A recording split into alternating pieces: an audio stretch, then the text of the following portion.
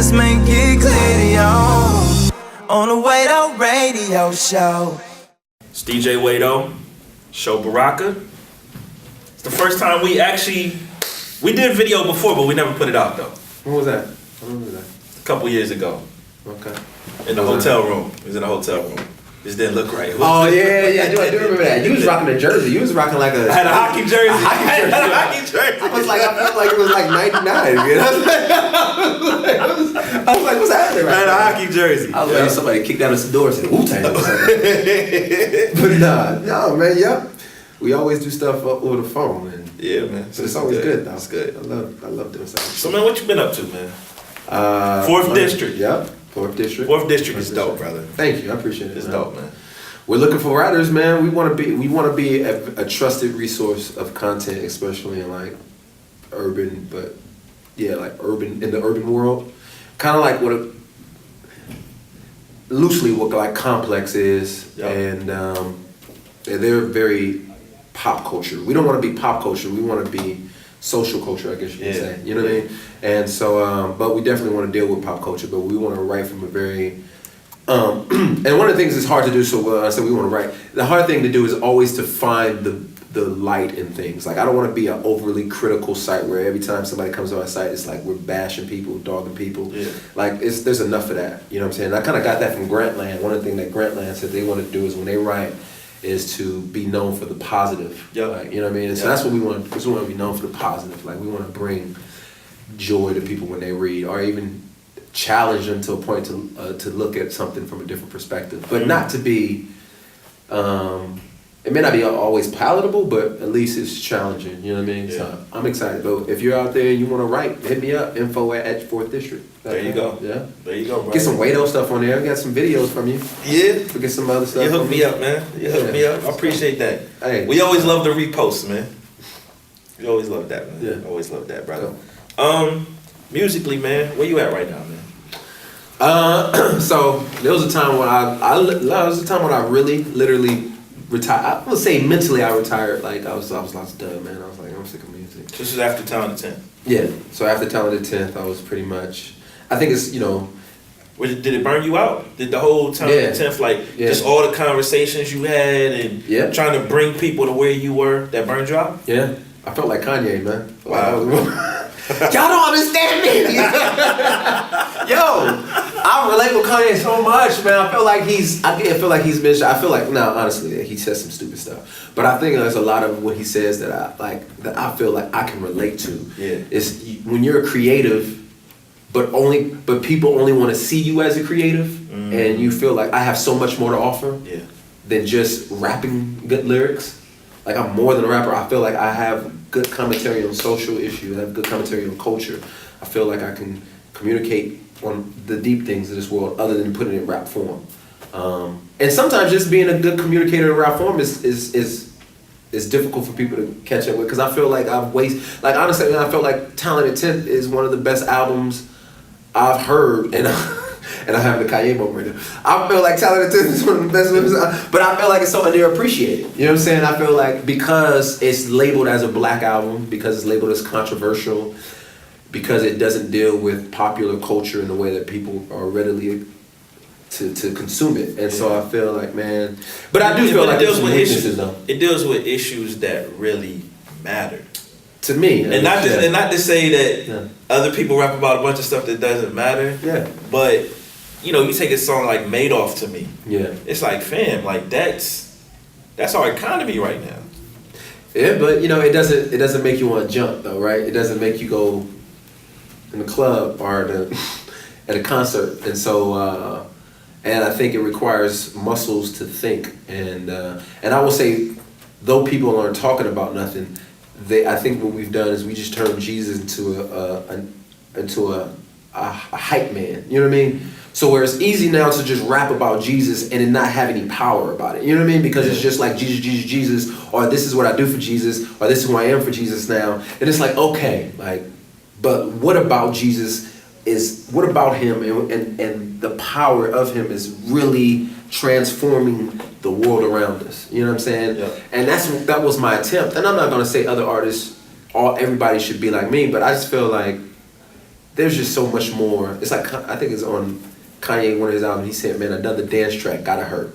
Like, I feel it's like, man, if I hear another dance track, you know what I'm saying? It's just like, come on, man, like, there's much more to talk about. So anyway, but yeah, I got burnt out, man. So, and it was it was a little bit of feeling like I had to defend myself to a particular context of people, which after a while you start realizing, well, you know what, I'll just continue to make music, and if those people don't like it, that's fine. Like, I don't know, I just, and then there was an aspect of you feeling like, man, I'm wasting music on people. Like, and I don't know how that's gonna sound to people, but I just felt like I'm wasting music on certain people who don't like it and who don't appreciate it. But that's partially my problem, because I'm selling it to a market who doesn't really readily understand what I'm trying to communicate. So if we could just be real, like if Christian hip hop is a suburban music genre, which I think it is, my last album wasn't really for suburban culture, right? And so I got to figure out how to get my music to different kinds of people. You know what I mean? And if I keep submitting my music to those kind of people who market it to that suburban culture, and I don't get the kind of, that's my fault, because I'm kicking against the goal. You know what I mean? So I got to figure out a better way. And so once I got to that point where I had to be content and not being the CHH superstar that I once, I guess, was or could have been if I would have stayed with Reach, then I said, you know what? I'm accepting who I am, I'm accepting my lot, and I'm just gonna make music that I love, that I think for people that I feel like I wanna communicate to. And that kind of rejuvenated me and made me realize that I'm gonna do more music. But that was one of your frustrations. That's always been my frustration, but I knew how to... Yeah, so I remember having an interview with you like in 2008 or something. Like, I was like, yeah, man, after this album, if it don't do such, I'm gonna quit. Yeah. And so basically that was the We Could Be More album. That was Lies and Lies. No, I think it was before We Could Be More. It was before that. It was going into the Lines of Life. Yeah. So it was going into the Lines of Life, where I was like, yo, I'm gonna give it one more shot. And so that was the strategic. So Lines of Life was a very strategic album. Like, so half of it was very Christian for the church. The other part of it was more of a dealing with issues that like Liar's Anthem, We Could Be More was dealing with relationships. And so Mercy on Me were songs where I felt like I want to deal with things that I feel like people felt needs, right? As some people communicated. And so, but I've always struggled with, like, if I write, like, I've always wanted to see me in the crowd or write to me. But if I feel like every concert I do, I don't see me or people who are remotely even close to the kind of people that I'm trying to reach, like, then, like, I'm not doing something right. Yeah. You know what I mean? Yeah. The gospel needs to go to all people, right? But there's obviously a lot of artists who would be happy with servicing that particular type of crowd.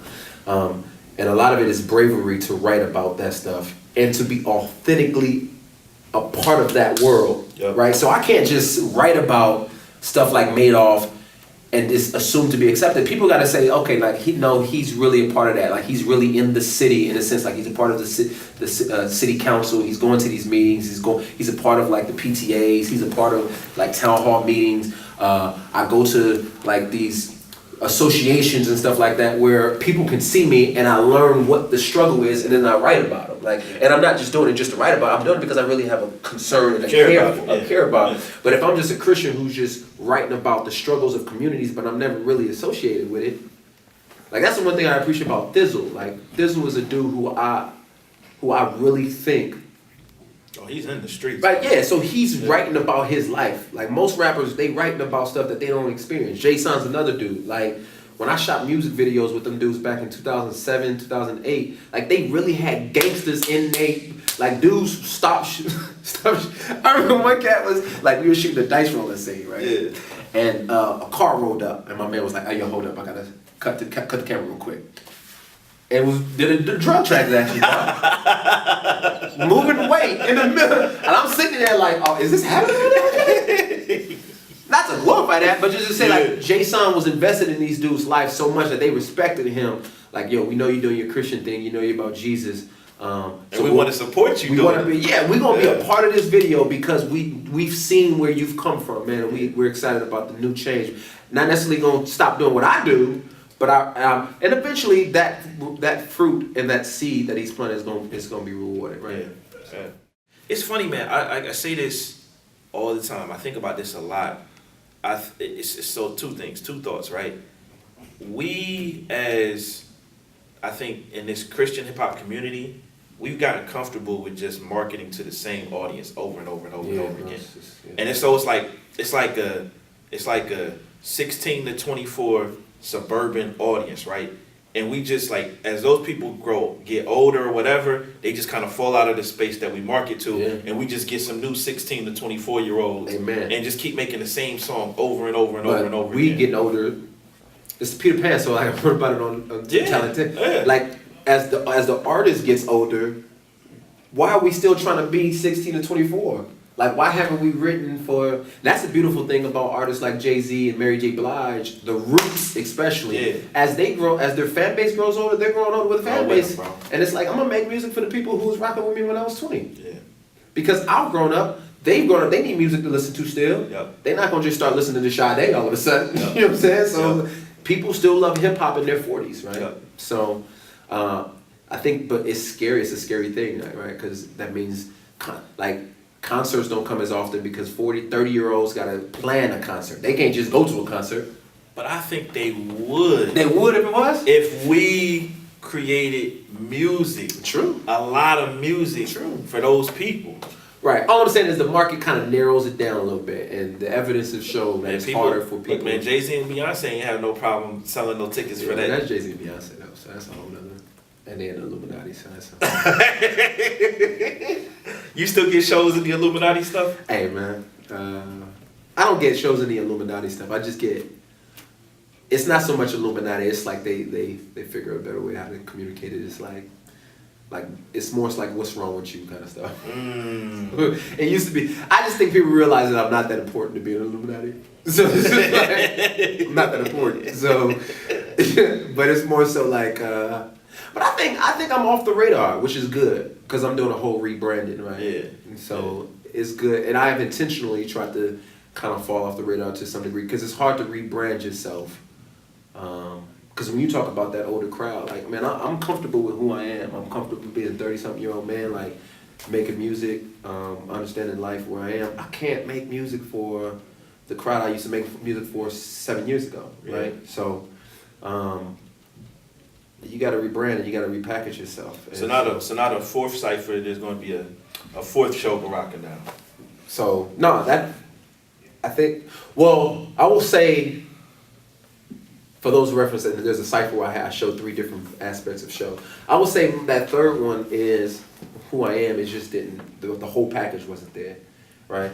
So just even in appearance, like you know what I mean, like I'm not a dude who wears hoodies. So I don't, like, all the time. So I don't even know why in that video I was wearing a hoodie. Like, I was wearing a hoodie, like, that's not even really me. I think that's the pressure of trying to appeal. Like, I feel it all the time, the pressure of trying to appeal to the I guess, the generalized hip-hop market. Yeah. Right? So, this is me most of the time, man. I'm, like, I like to dress as if I'm getting something done. You know what I'm saying?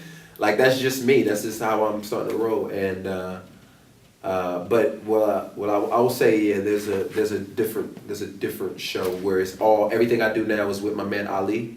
Yeah. Who some people may know from. He did a lot of work on Talented Chapter. Yeah, he did. He produced six songs, I think. Yeah. Featured on a couple of them. So most notably Ali. Yeah, the song Ali, which got a lot of love. So everything I do is like, he's like producing all my stuff. Yeah. Like, it's just him and I, like Guru Premier, like, just, you know, like kind of like how hip hop was at the day where you knew Eric B and Rakim. It was like, well, you see Rakim, he got his DJ with him. So like Macklemore, Ryan Lewis, you know what I'm saying? It's like, you may not know what Ali's doing, but for some reason this dude is he's doing it. Why is this dude with him everywhere he go, right? So that's what I'm trying to rock with. I'm trying to get him. And when you see me live, I want a band. Yeah, like, that's gonna kill my shows a little bit because people can't afford to do bands all the time. But I'm just at the point where it's like, look, like that's my brand. You know what I mean? I want to be seen with a band everywhere I go because I think you're gonna get a better show. I can attest. I've been a part of your band a couple of times, and it's a whole different experience seeing you with a band. And we vibed. That one time we vibed. I don't know what song we vibed. We just freestyled something on stage. Yeah. You was cutting, Yeah. and like you don't get stuff like that when you just like you know what I mean. The band kind of improvs and something. You just kind of just start freestyling. The crowd starts getting into it. You cutting. You know I don't know patchy or something. You was cutting, but yeah, like it creates a whole other vibe on stage. And I think if adults see shows like that. Like I'll pay money to go see like a Snarky Puppy. I'll pay money to go see like Robert Glasper because I know I'm getting a show. I don't pay for hip hop shows no more because it's like I don't want to see a dude just standing in one spot and tell me to do everything. You know what I'm saying? I gotta put do your all the hands work. up. Like no, son. You put your hands up. But I want to see the show, right? And so for me, man, I think it's a more mature. I think it's a more intellectual show too. I think it's a more mature, more intellectual show. And I'm not trying to demoralize what people do, but I think for me, that's kind of like what I'm. That's what I'm on right now, right? And so I felt the need to kind of remove myself for a season and be like, oh, let me rethink who Sho Baraka is. Part of that is embracing the aspect that I do many things. Like I think a lot of confusion with me is like, yo, Sho, what do you do? Who are you? Like, where are you? Are you a high society show? Are you a rebuild show? Are you a pastor show? Are you like Alliance? Like what it was. My thing is like, yo, for a while I was trying to fight that to consolidate everything in one, but now it's like, look, I'm embracing it. Like I'm an actor. I write. I do music. I mean, I just do stuff. You know what I'm saying? Hopefully, I do them all well for the glory of the Lord. Yeah, that's good, man. That's good. Do you looking back on the reach thing, and I know you don't always, we're not going to dwell on that, but has it been interesting to kind of see them now doing a lot of the stuff that you wanted them to do in terms of, making some attempts and strides in terms of reaching outside of just the Christian scope? Was it? Is it? You said is it interesting? Yeah. At first, how do you feel about it? Yeah. At first, it was mad, upset, and bitter. Right? I was like, why would I leave a label to do like stuff that you guys are just gonna do anyway? Like it didn't make sense to me. Yeah. You know what I mean? I was like, y'all some jerks. Then I quickly got over it. You know what I mean? Because I understand people mature and grow. You know what I mean? Yeah. And I'm not saying they had to mature and grow. They made a decision, but as me as an individual, I matured into understanding like people. Sometimes it's not right for them. It's not the right time for people. What's the time? The right timing for them. And so it took time for them to kind of see like maybe this is what we should be doing. Maybe this is the kind of direction. Now I will say that like even though it's similar, it's not necessarily the same. Like people have. Even if you and I both attempt to do something, we're going to do it in our own little way, right? Because we have different kind of makeups and bents and stuff like that. So I will say that it's interesting to see. And honestly, man, there's been times when I've struggled to celebrate some of the things that they do because I'm like, yo, why should I celebrate that when I feel like they jacking my style? You know what I mean? But then I've had to teach myself to be excited about, not because Reach is doing it, but because if anything, maybe it's the Lord is getting glory out of this because His name is being made famous. No matter how many people out there don't think that they still unashamed. The reality is man, the gospel is being communicated, right? Yep. So if anything, I'm excited about that. Man, what did that mean for you when they asked you to be at the Unashamed conference, though? I mean, it wasn't like. You wanted me to say like, I'm just moving or touching? No, I'm just, you know what I'm saying? Because here's what I'm saying. A lot of times when a situation ends the way it ends. But it was never, no matter how we felt behind the scenes, it was never public on like any beef. Because there was no beef for real. The split was amicable. I think there were things that happened afterwards that caused tension more so. But that's what I'm saying. So they've always respected me. That's the thing is like they've always respected what I've done for the label. They've always respected me. Although I honestly feel like they never publicly communicated how impactful I was for the label. And I still don't feel like they do. But that's a whole nother label. That's a whole nother talk. But they've always shown me love in the sense that they would put me on songs. Yeah. Like even after I left, I was on on Andy stuff, I was on KB stuff, Tadashi stuff, Lecrae stuff, and I still get asked to do stuff. And so being asked to do the Unashamed tour wasn't so much like, oh, I'm shocked that y'all. It was more so like, oh, okay, cool, like I'm down. Yeah, I'm down. So it was just kind of like, it wasn't really. I really don't know. I haven't really thought about it, to tell you the truth. And that's That's not like a shock or anything. It's I got just you. Like a So to everybody else, it looked like a big deal to you. It was just right. like, Yeah. Like, cause I felt like they've never really like. There's no there's no beef. There's no real like. Yeah, like I think people want that because it's a juicy story. Like people want there to be beef, and though there was some tension behind the scenes, there was never like, yo, I hate that dude. You know what I mean? Oh, I got a problem with him.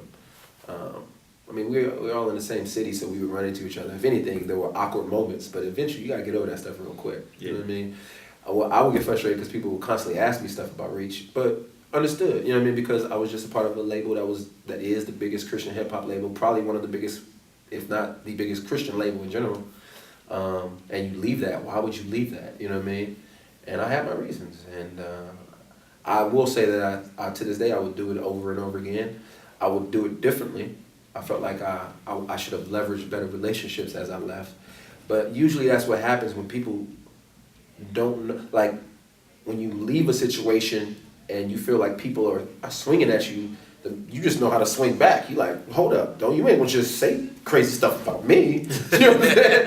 And so you start saying things that you don't realize that may not be beneficial for the community at whole. You know what I mean? And so some of it seems like you're coming at folks like, well, I'm doing it this, y'all can do y'all thing over there. And I remember having a conversation with like Charlene that I thought was very beneficial, that I had to admit, like, man, I think for individuals who decide to make changes like we made in our career, because we were ostracized, you end up just making it seem like, well, we're going to be over here doing this real ministry while y'all continue to rep to the church, when neither is more important. Like, God has called us all to be missionaries, and so, but I do feel like I could have did a much better job of celebrating what my other brothers have been doing for years, and that is helpful. I just made a decision that I thought was best for my career.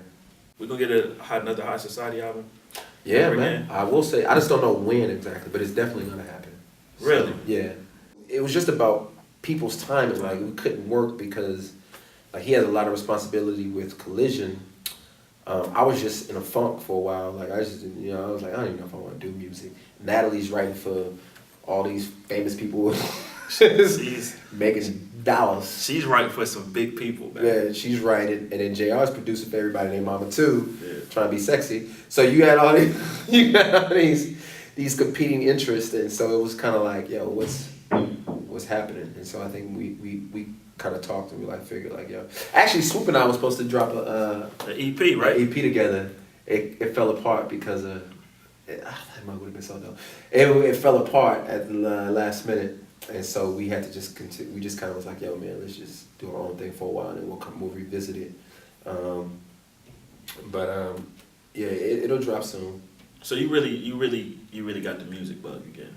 Like, yeah, I can hear the passion. I got 10 songs ready to go right now. I can hear the passion. I got 10 songs ready to go. What's on your heart? Because the one thing I can say about you is on every album, you are really talking about different stuff. Yeah. I don't want to make a song, like, I feel like when I listen to albums, I want to hear somebody. Like, we're not going to hear another Higher Love again. Right. We're not going to hear another We Could Be More again. Right, you know what I'm saying? Like, right. So I feel like, you just allow that to be what it is and move on. So, I don't know. Like, Ali he's a challenging dude, like, in the sense that he doesn't let me get in the booth and just rap. Like, he's just like, yo, man, that was weak. Do that over. Or like, man, I feel like you trying to please somebody right now.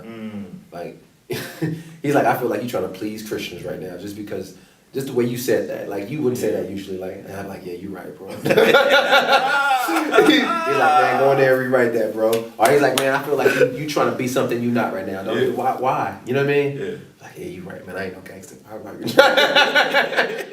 So it's stuff like that. So when I'm right now, man, it's just, I don't know. The funny thing is I'm trying to think of a name because I don't like Christian hip hop, but I don't want to be like this dude who's trying to avoid the Christian label.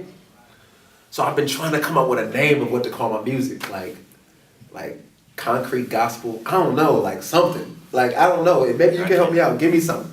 I can't call it, bro. Give me something. Because I do want to be, look, I'm not ashamed to be known as a Christian artist, right? So that's not my intention at all. I got an idea. Why don't y'all leave comments in the comment section?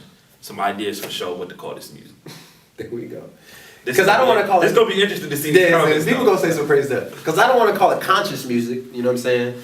Because I do want to be associated with my faith. I do want people to realize, but I want to be associated with my faith in the way that Martin Luther King, in the way the civil rights era, in the way that people who made strides to see the world change said, I'm doing this because I believe in a great God who believes that we should make change because of we're loving one another, right? Yeah. So you can't remove and people try to do that with the civil rights era. People try to do that with with Martin Luther King. People try to do that with Frederick Douglass. People try to do that with a lot of things. Like they try to remove the Christianity away from the work that they did, right? And so I don't want that. I want the Christianity to be a part of what I'm doing, but I also want people to realize that every song's not going to be about Christianity in the sense that they know it. You know what I mean? Like in a church context, it's going to be about. So like right now, I'm writing songs about insecurity. Like I have songs about just I can't think right now. I'm going blank. But there's a lot of songs, and so I'm trying to figure out find Sho's voice without trying to people please, right? What's interesting is the same thing with the civil rights. I've had this conversation with people before. You have to lie to take the Christian part out of what they were doing because they actually did all the work through the church. Yeah. They were organized in the church, actually in the physical church. Most of the people were ministers. Right. It's like the whole Southern Christian Leadership Conference, Martin Luther King, the whole staff was pastors. Bro, it's amazing. That's why they wasn't good with details. It was a whole bunch of visionaries. People were just like, this is what we should do. How are we going to do it? I don't know. But we're going to be with us. That's it. He's going to be with us. Let's go. Where we marching to? We just going to march this sound. That's it.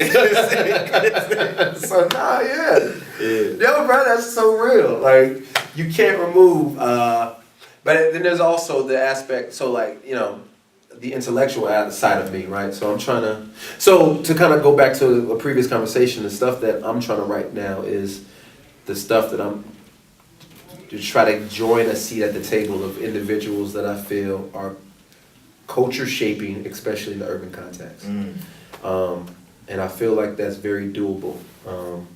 I tried to do it to some degree with Talented 10th, but man, because I was just so drained physically, socially, and financially, right? Yeah. Because that's another aspect of this whole thing that people don't realize, man. You put a lot of your own when you do independent, right? It's all you. And so that's why I didn't do no videos, because I didn't feel like doing no videos. I was just like, man, I don't even. Because if I do a video, nobody gonna understand it. Because I want to do some abstract stuff. I don't want to just do some, obvious video. So I'm like, no point in doing video.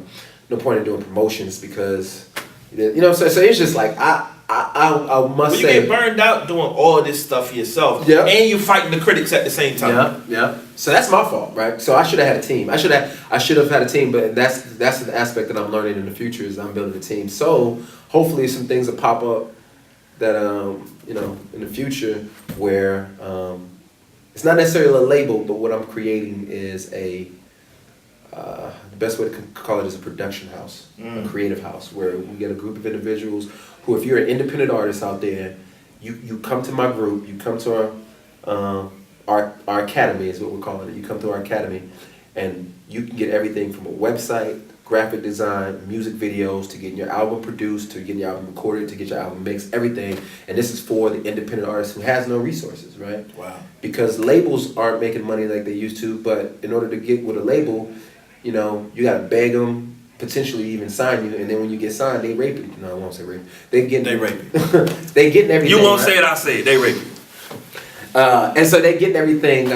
You hardly make any money, right? So unless you're touring. Well, the reality is and then they want a piece of that. Yeah. So you got these 360 deals, and so what we want to do is we want to help, kind of be